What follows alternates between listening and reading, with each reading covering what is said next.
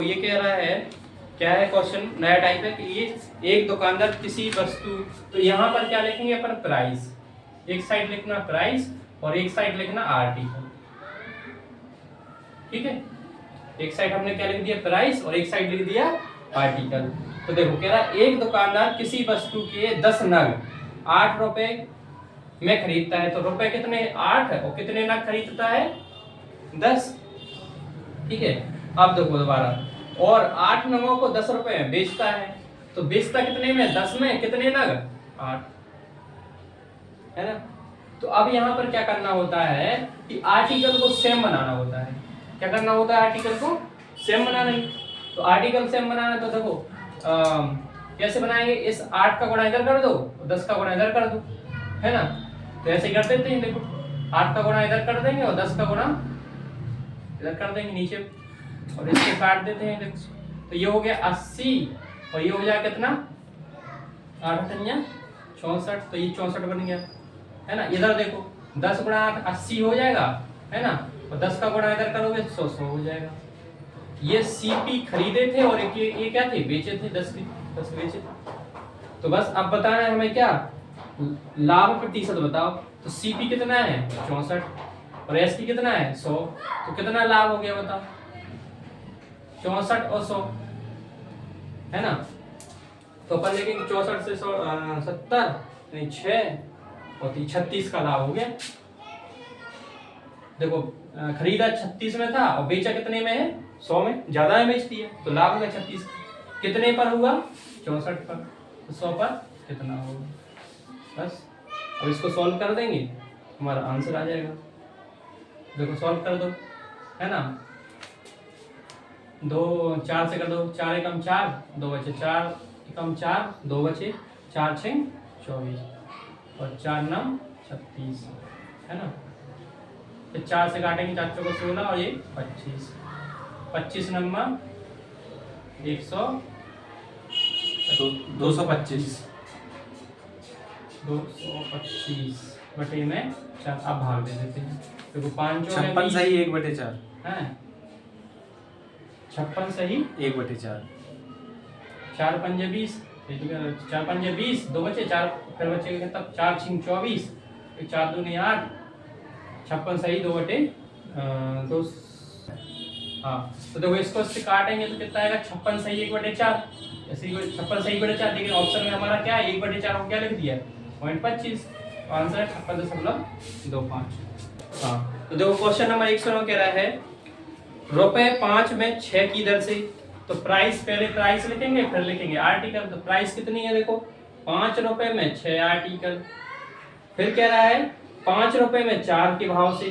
तो रुपए फिर कितना है, पहले प्राइस 5 रुपए में 6 की दर से, और फिर कह रहा है 6 रुपए में 5 की दर से, 6 रुपए में 5 की दर से, 6 रुपए में 5 की दर से। तो ये तो हो गई प्राइस। तो ये सीपी इतनी 5 रुपए में 6 की दर से खरीदे और 6 रुपए में 5 की दर से उसने बेच दी, सेलिंग प्राइस हो गई। तो लेकिन आर्टिकल तो वही है, तो आर्टिकल सेम बनाना पड़ेगा। तो देखो आर्टिकल सेम बनाने का तरीका है, इसका बराबर करो, या फिर तो एक तरीका बताओ, इसका 3 गुणा कर दिया करो, 25 और 6 36, तो ये हो जाएगा कितना 25 और ये कितना हो जाएगा 36, है ना। तो अब देखो कितना है सीपी 25, एसपी कितना आ गया 36, तो लाभ कितना हो जाएगा 11, लाभ 11 का, कितने पर 25 का, 100 पे 44, 4 से काटे तो 4 और 44%, लाभ हो गया 44%। ये टाइप में मिला देते हैं उसको। क्वेश्चन नंबर 111, ठीक है। तो देखो क्या है, एक व्यक्ति ने 34 रुपए में 8 की दर से संतरे खरीदे और 57 रुपए में 12 की दर से बेचा।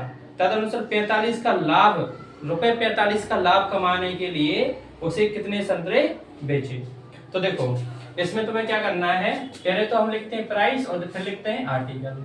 तो कह रहा है देखो 34 रुपए में कितने संतरे इधर से बेचे उसने, 8 की दर से, तो 8 की दर से बेच दिए।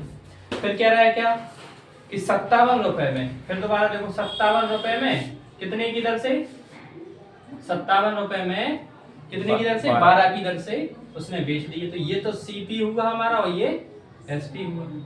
तो अपन क्या करते हैं इस कंडीशन में, दोनों बराबर कर देते हैं। तो दोनों बराबर। और कह रहा है लाभ कितना चाहिए हमें, लाभ कमाना है कितने, 45 रुपए का लाभ कमाना है ना 45 का। तो कह रहा है रुपए 45 का लाभ कमाने के लिए उस कितने संतरे बेचे, कितने बेच रहे होंगे 45 का लाभ कमाने के लिए।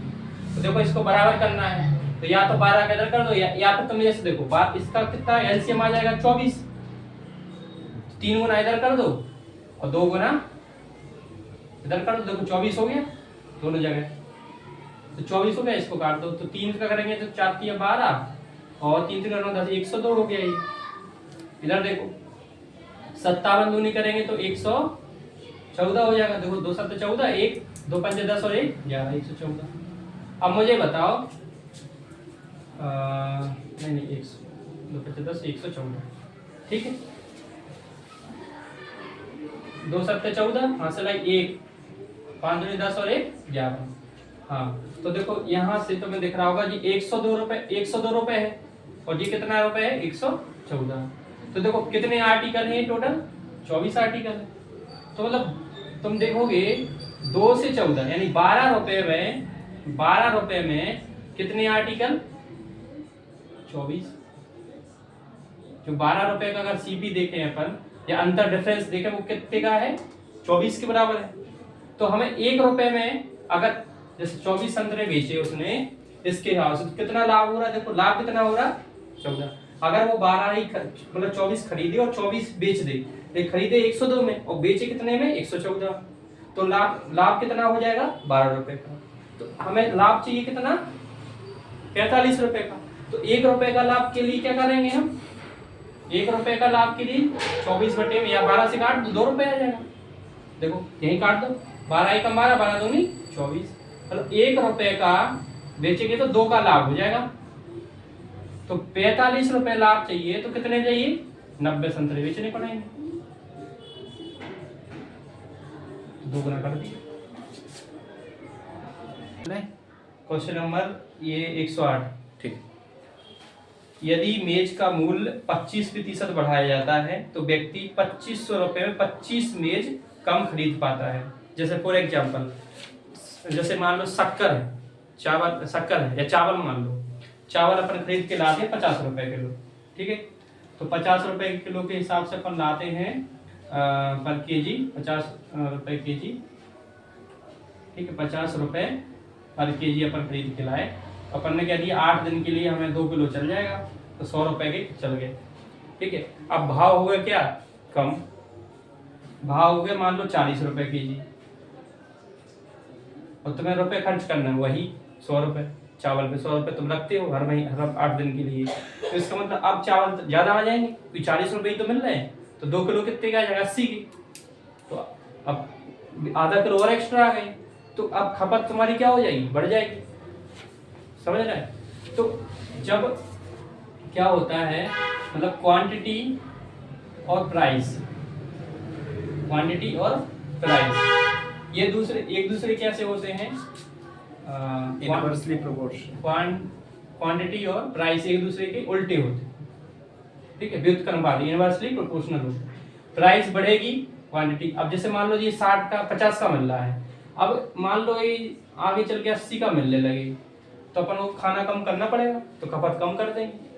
तो प्याज नहीं बढ़ जाती, अभी तो प्याज अपन खूब खाते हैं, लेकिन जब कम हो जाती तो थोड़े से काम चलाना होता है। तो ये मूल्य बढ़ने से क्या होता है, क्वांटिटी घटती बढ़ती है, ठीक है। तो ये रिलेशन होता है प्राइस में और क्वांटिटी में, ठीक है। अब इसी पर बेस ये क्वेश्चन है, तो क्या कह रहा है कि एक मेज का मूल्य 25% बढ़ गया, तो 25% बढ़ने का मतलब क्या है 1/4, तो 4 से कितना हो गया 5, तो ये तो हो गया प्राइस, क्या हो गया प्राइस, है ना।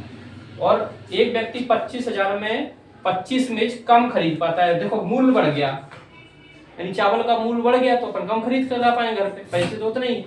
तो बताओ अगर मैं देखूं क्वांटिटी ये आर्टिकल, ठीक है, क्वांटिटी देखूंगा तो क्या हो जाएगा, इसका उल्टा कर देंगे 5 से 4 विपरीत पर। तो कह रहा है ऐसे 25 मेज कम खरीद पाता है, तो मेज का वास्तविक मूल्य क्या था, तो मेज का वास्तविक मूल्य क्या था। तो मुझे बताओ ये 5 थी, आप कितनी खरीद पा रहा है 4, मतलब कितनी की कमी हो रही है, एक यूनिट, और 1 यूनिट कितनी मेज के बराबर है 25 की। तो पहले 25 मेजों की संख्या कितनी थी? 5 यूनिट, और अब कितनी है? ये तो पहले का मूल्य है और ये वर्तमान है, वास्तविक है। ये से वास्तविक बोलते हैं, पहले को क्या बोलते हैं? वास्तविक, और से बोलेंगे वर्तमान। तो पहले अगर 1 बराबर 1 है तो 5 बराबर कितना हो जाएगा? 25 पंजे 125 मेज। तो 125 मेज खरीदता था, अगर वो कहता वर्तमान में बताओ, वर्तमान में तो 25 चौको 100 मेज खरीद पा रहा है। तो पहले वो पैसे में कितना खरीदता था? 125 मेज, और अब कितना खरीदता है? 100। इसमें पूछ रहे बताओ तो मेज का वास्तविक मूल्य क्या है? वास्तविक तो कौन सा मूल्य बताना है? ये वाला यहाँ का। तो बताओ टोटल खर्चा कितना था, कुल रुपए कितना होता? 25,000। 25,000 और टोटल मेज कितनी थी? 125। तो एक मेज का आ जाएगा मूल्य, ठीक है, एक मेज का मूल्य। अब इसको काट देते हैं, 25 से कम 25, 25 पंजे 125, ये बचा कितना? 10। अब 5 से काटोगे तो 200, तो ये कितना हो जाएगा? 200 रुपये। 200 रुपये की मेज आई थी पहले, है ना। अगर ये पूछे, ये तो किसका मूल्य हो गया? 200 रुपये की आती थी पहले, यानी वास्तविक मूल्य था। वर्तमान में जब मूल्य बढ़ने पर कितना, अब कितनी मेज खरीद पा रहे हैं? 100। इसका मतलब है रुपए तो 25,000 ही है, 25,000 ना, 100 के हिसाब से काटेंगे तो कितना आएगी? आएगी 250 रुपये पर मेज, है ना। तो अब 250 रुपये की मेज हो रही, ठीक। तो देखो प्राइस कितना बढ़ गया? 125 मिल रही थी और अब कितने मिल रही है? सॉरी, अब पहले कितने मिल रही थी? 200 रुपये की। 200 निकला था ना मूल्य, एक मेज का मूल्य कितना? देखो 200 निकला था। और वही एक मूल्य का अगर अपन ये वाला देखा, अभी का मूल्य 100 मेज के हिसाब से देखे तो कितना मतलब 250 रुपये, तो 50 रुपये बढ़ गया। 25% बढ़ने के मतलब 50% बढ़ेगी, बस परसेंट क्या हो रही है? कम हो रही है। तो प्याज मतलब प्याज क्वेश्चन है भैया, है कौन सा क्वेश्चन? इसको ऐसे ही बता रहा हूँ, रिकॉर्ड मत करना, सॉरी।